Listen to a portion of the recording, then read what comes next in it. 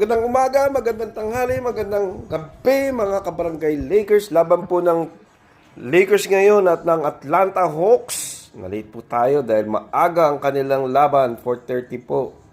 Nandito po tayo ngayon sa Atlanta. Yan, nag-umpisa na po. Kaya panoorin natin. Nalate na tayo ng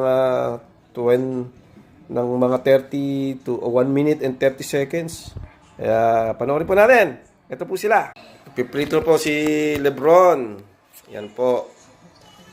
First quarter. Si Jackson Hayes po ang ang sentro. Wala po si Davis. Pahinga po dahil po sa kanyang injury ng last play game nila.